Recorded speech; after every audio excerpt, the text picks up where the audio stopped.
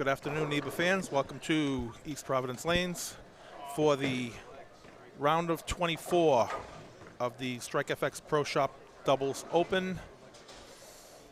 We had, I don't have a sheet with the entries yet. Dan's going to get me the info. I'll go over that later on. But we did have two squads. The first squad was full of 58 teams, right?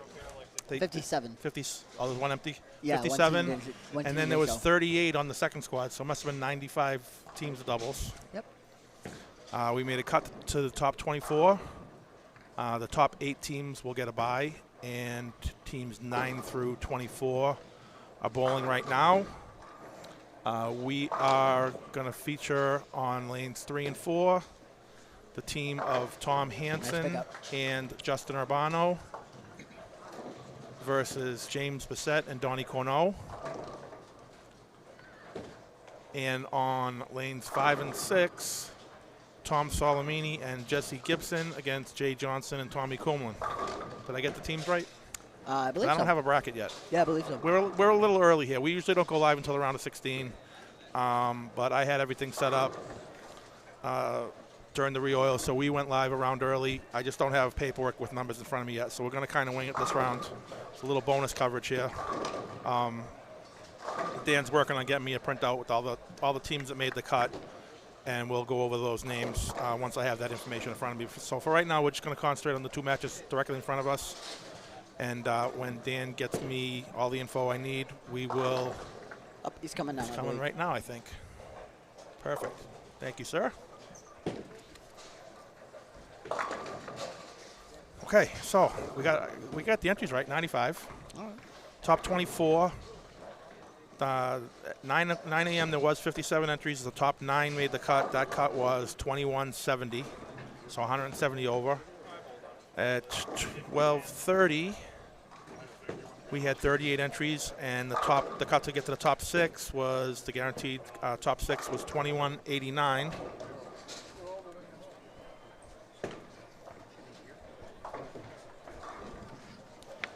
Sorry, I'm just talking to Dan for a second.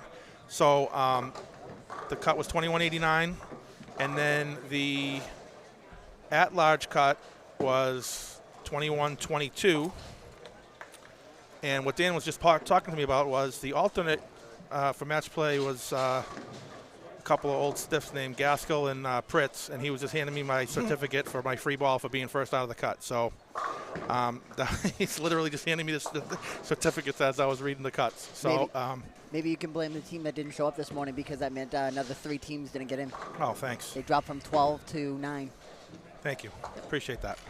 But in any event, here we are. We're going to give you so let's run over all the teams that made the cut, because this is doubles and we got a little time to work with here. So we did discuss the 2 featured pairs, and then the other matches that we'll try and give you updates as best as we can. Now we're sitting right behind 3 and 4 and 5 and 6. Kind of hard to see all that we're going all the way up to 17, 18. But we'll do the best we can do to chase scores for you. Yep. On 7 and 8, the team of Dunbar and Dunbar against Rosenberg and Aaron Major.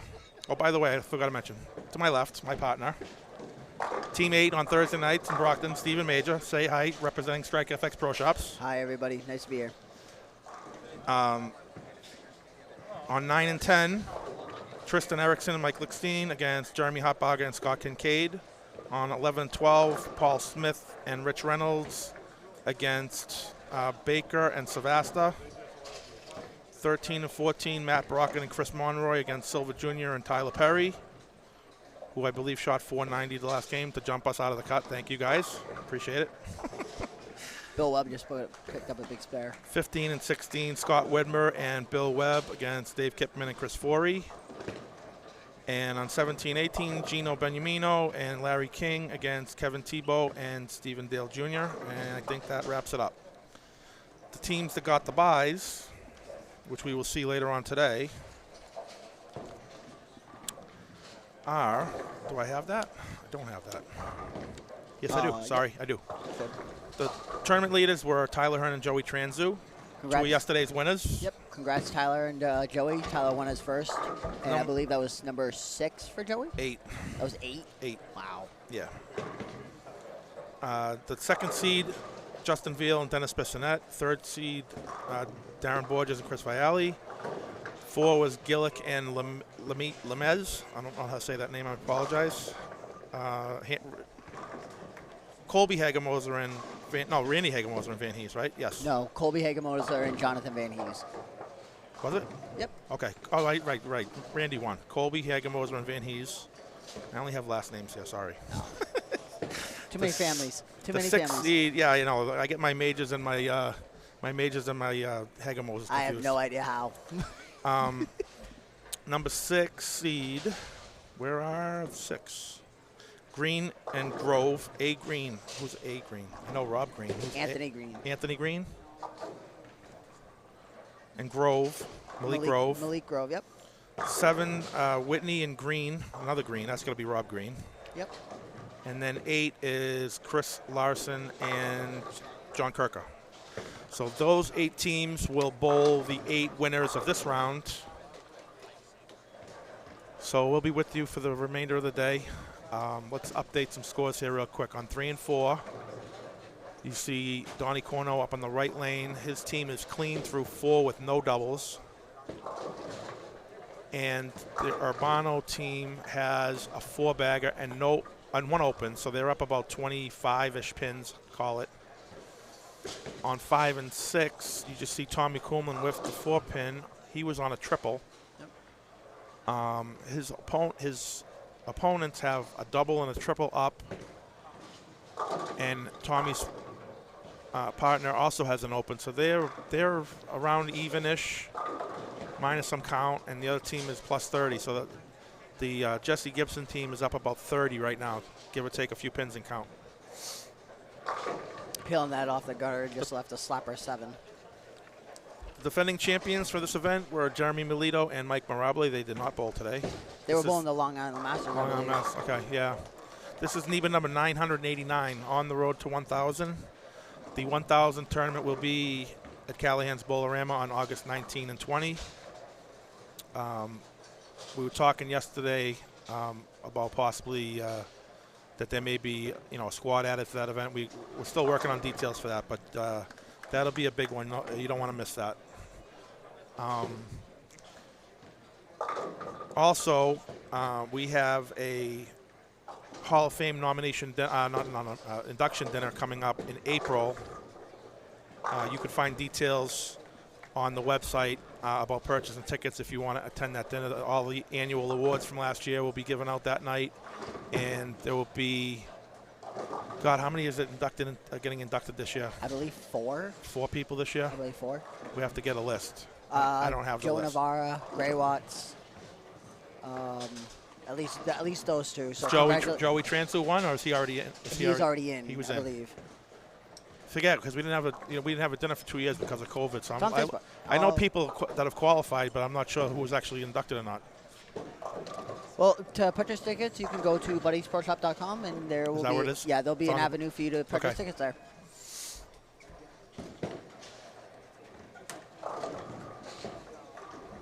The pattern we bowled on was 36 feet, 3.3 to 1, 31 mils, a specially made pattern. Gutter played very good on the fresh, especially in this building where the gutter normally doesn't play great. But it did today. The scores were really high on the fresh, and then they tailed off a little bit during the transition, and then they went up again, like games 4 and 5, right? Like they leveled off games 2 and 3 this morning, and then they jumped after game 3. They jumped probably anywhere from 40 to 50 pins after. So chances are, with the little amount of games that are going to be bowled in these lanes in the next few rounds, you're going to see Eric Copping. Amy's telling me Eric Copping is getting in the Hall of Fame this time. Yep. So you're going to see some high scores today. You could play the gutter if you want to. You don't have to. For a short pattern, I saw guys playing a little left. You see a couple of strength. You see a bunch of strings of strikes. 9, lane 9. I only have 1 miss. Lane 3, 5-bagger for which team? So the level of difficulty, the scores didn't represent that very well. Yeah, it felt like I said, you could kind of play him the way you wanted to play him. I mean, a lot of short patterns you have to play right, but it seemed like some guys didn't have to play right. Yeah, there was and that drove the scores up a little bit. Well, 31 mils in the front, and yep. I'm sitting here, but I bowled relatively well. My partner struggled, but we grinded it out. Getting to the head pin wasn't very difficult. The amount of mils allowed you to move in, ship it to about 5, 6. And if you got it to the gutter a little earlier, it started to peel in. So you had a little bit of room if you were able to get it into the window. But just like any other short pattern, your ability to miss in was limited. So when you have that window in the mids, the scores are just destined to go up because it allows people to miss at the arrows a little bit more and get to the same point down lane. If they miss it a little bit right, the ball still slows down, and if they miss in, it accelerates. So either way, you got a funnel going towards the pocket. So.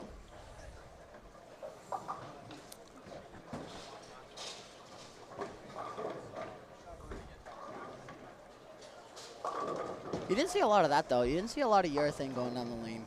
You saw a little bit, but a lot of the purple. I saw a lot because that's all I threw, but unfortunately it didn't work. That's usually how it goes when the pattern starts for the 3, right? Yeah, well, it might have helped if I didn't get 5 on the fill ball, but we won't. We're not gonna. We can't dwell on that. We're not gonna dwell on it much. Speaking of lack of urethane, I just saw Steve Dale slap out a 10-pin with his buddiesproshop.com Visiball. Visiball. That's got the track worn into it. Oh, there's a roll 2-pin for Donnie. That was for a 1-bagger. Oh, he's one. Okay. Yep. I was looking at the guy below. Yep. Okay. Tom Hansen's got a 6-bagger after 1 open. Justin Abato's working on an open, so 106, but Bissette's working on 3.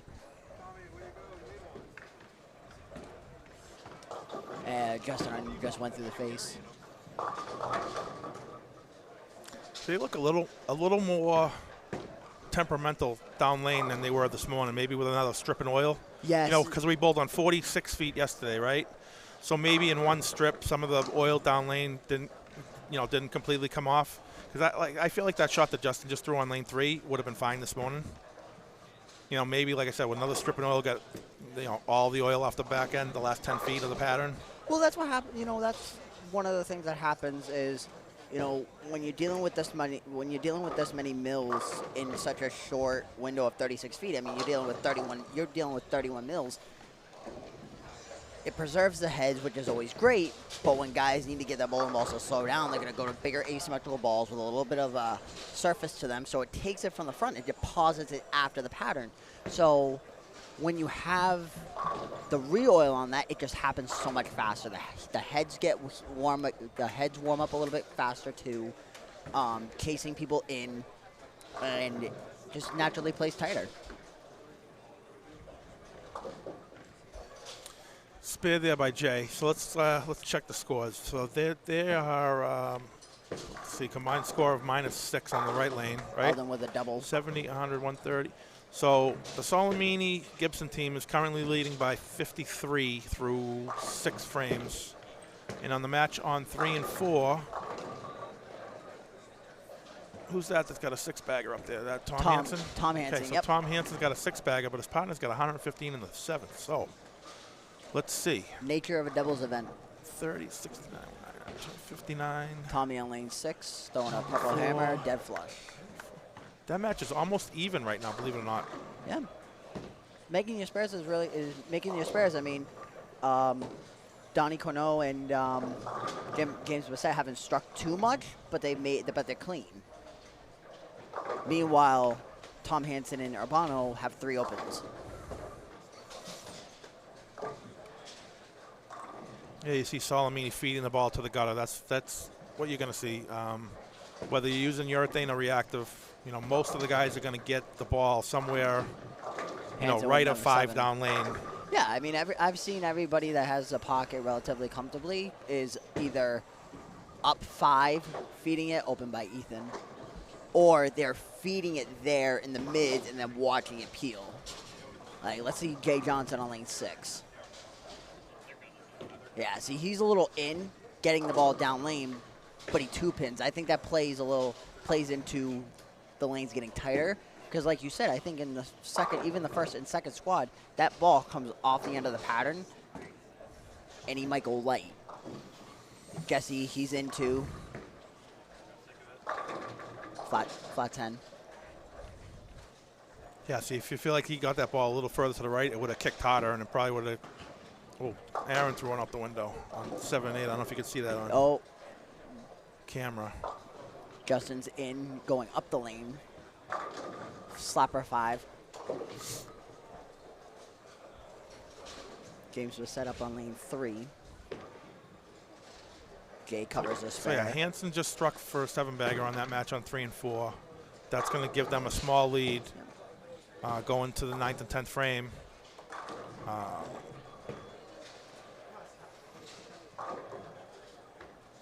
Gibson makes his spare. Aaron converts a spare. And let's see. Let's try and see if we can see these scores to the right of us, even though I'm half blind. Let's see. I'm not much better.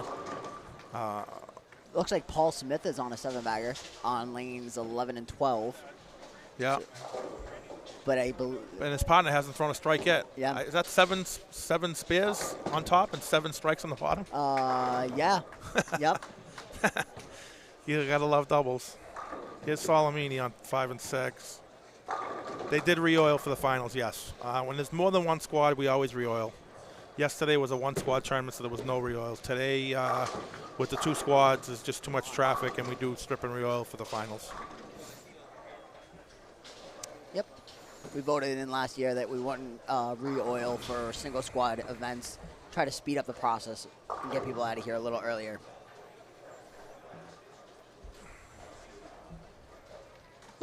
Tommy Kumlin needs to make a double here to put some work. Nice shot.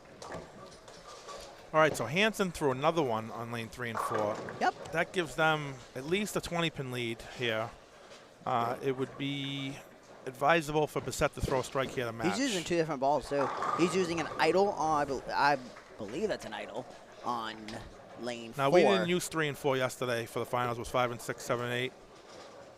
Yes. But I did hear somebody say that 3 and 4, that those 2 lanes play totally different. Well, he's throwing an absolute on lane 3. He's using an he's using an absolute on lane 3. He's using an idle on lane 4. Somebody, might have been Kevin when we were crossing this morning. I think Kevin wanted to make sure we weren't hitting 3 and 4 when we jumped from the low end, the high end to the low end. I don't know what he said the difference was, but I heard him say it. I hit 3 and 4, the second squad, and they were. I mean, they were different. Ooh. They were different across the building. Jay Johnson with a fast messenger, but it missed. Too far in front. But here's the thing: is these pairs right here, 3, 4, 5, 6, 7, and 8, they could be landmines. I mean, I've seen a number of matches where lane 7 hooks an arrow more than 8. Well, yesterday did, all day. All right, so the set doubles. All right, let's double check the math here. So Paul Smith with a flat 7 on lane 12. The top bowler on 4 is 20 ahead of the guy on the bottom on 3, right? So let's give him 20. It's 178 in the 8th. It's still a 20. match. It's a 21-pin match right now. But if he misses here, then it's even. Never mind. But what if he doesn't? But no, it's still a 21-pin match, so they could make up 21 on the bottom. You know, Yep. that's so. Yes, they can. As long as Donnie matches Hansen here, the match is still not out of wood yet. Right. Oh, that checked up. Now they got a problem. So they're down 21, and Hansen can make it 31 here with a. Tommy, they look like they liked it. 4-pin.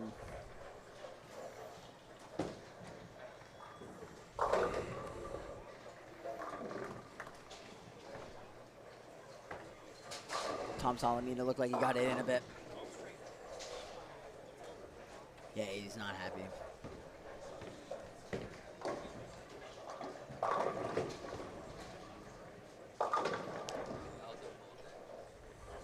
Oh, the Dunbar's opening late. What's the nature of that match on lanes 7 and 8? They're in front of us, but the people can't see it. Ethan. No. Ooh, leaner 10. And that's for a double. So that's a double to match an potential open. So Donnie just missed a 3-6. That's going to be Oh, my. almost over. Let me see. Tom Salamini goes, picks up the spare. Hansen did miss on the 11th. Yep, so but that's let's 11. see. 267 to 183 on top. That gives them 84 pin lead, right? Yep. So give 84 to, that Letter gives him B. 219. To 240, yeah, it's over. No, it's not. Oh, If he no. opens and the other guy strikes out, that'll be enough. James was set, absolute, under 3. But that's what we need. We need, yeah, and Bissett just struck, so that ends that discussion. That match is now over. Gibson, so you got that ball a little further right? Yep. Right, the flat 10 got that a little inside that spot, and it just didn't face up. You feed it a little further to the right, and it will come. Sometimes it's just how you face it into the track in some buildings. If you face it into the track in the mids versus another foot down lane. Justin Arbato struck. All right, so the two matches in front of us are pretty much done. So let's see if we can take a peek to the right and see what else we can see here. So yeah, lanes 7 and 8. That match may have tightened up a little bit. I don't know how many. So Dunbar opened in the 9th. 214 is the max. 213 max for Ethan. I'm gonna try something here. Let's see if we can slide the camera a little bit to the right to get 7 and 8 a little more. Ooh, looks like it's working so far. I'm gonna try and do something a little tricky here and see if this. Tell me how this looks. I know I can't move the camera itself, but I can move the eye of the camera to maybe see a little bit better on 7 and 8. Let me know how at home how that looks. It's the best I can do, but it's better than nothing. Ethan pinched that in. Yeah, that match looks like it's going to be the team of Dunbars.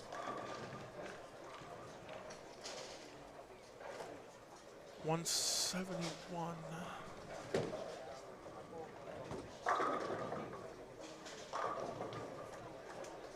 Yeah, that could be over too. Outside of a big loss and count.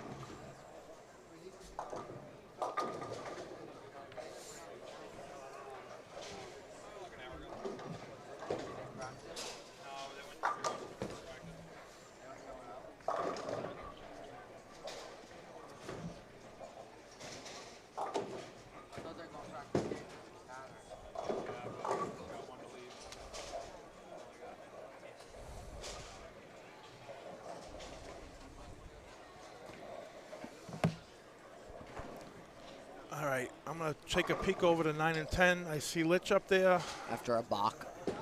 That's hard to believe.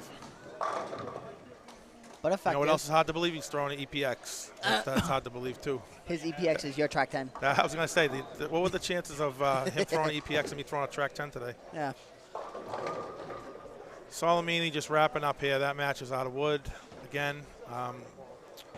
Dunbar on 7 and 8. He did go through the face for 7. Now let's see. Hold on. Does that change the match? The 190. I don't think so. I don't think much. so. They would have to. I mean, they're still up 40. Well, they're still up 42. Even if a 5, Greek Church 5 open is still only going to lose like 35 in count. Randall would have to open. And then there's 4 more pins in count right there. So that match is over. Other than a gutter ball. A gutter ball is only you keep it on the lane and it's over. What do we got for a score update on the Litch match on 9 and 10? Let's see. Kincaid has 137 in the 8th. Tristan has got 176 in the 7th. A lot of young kids out here. Beyond Stop myself. reminding me. You guys are all driving me into retirement. This was the one day I was supposed to have a chance against you guys, and I couldn't do it.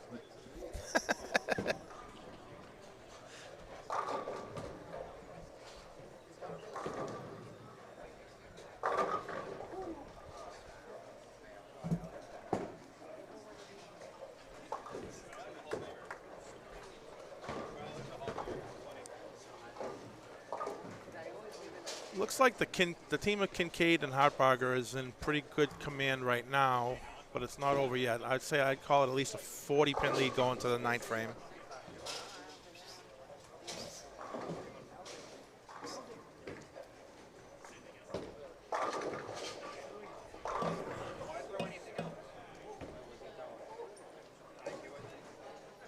And I can't really see any scores much further than that. Yeah, I mean, it's going to be a lot easier when we have everybody. Well, unfortunately, the next round is going to be the same size because the bye teams are coming in, so we're going to bet, you know, it's tough. It's especially with the doubles, it's tough. There's no. Maybe we can hire a couple of runners. Yeah. Well, maybe we can find somebody that get knocked out this round and wants to chase scores for us. Oh, absolutely.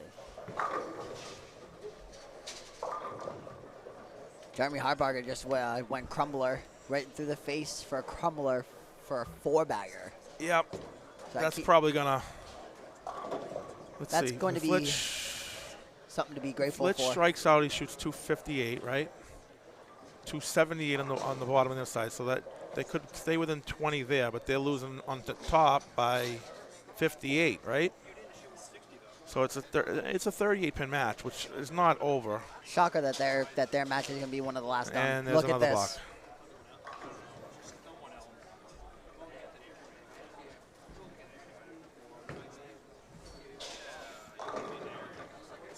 Forey just punched one out.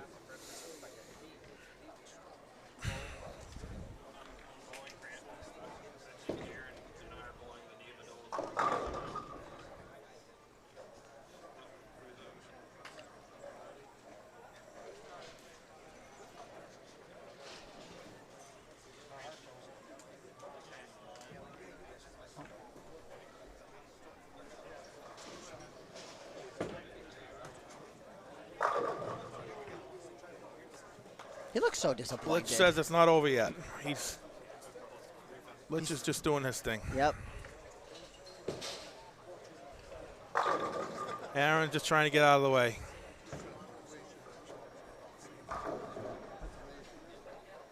lot of close matches. I mean, So going into the final two or three frames. Thanks for tuning in, everybody. Again, like we said, this was a little bit of a bonus coverage here this round because I was trying to keep my mind occupied from before they announced the cut. So I got all the camera work set up. I was trying not to watch scores. So we were ready to go live right away today. So we will be back. Erickson just missed, right? So that match is pretty much over now, I'm thinking. Let's just make sure Kincaid does. 57. I think that match is out of wood too. So you know what? We're gonna log off, and we'll update you with the update the bracket, and we'll give you a rundown of the teams that advanced to the round of 16 when we come back. Thanks for tuning in, everybody. We'll see you soon.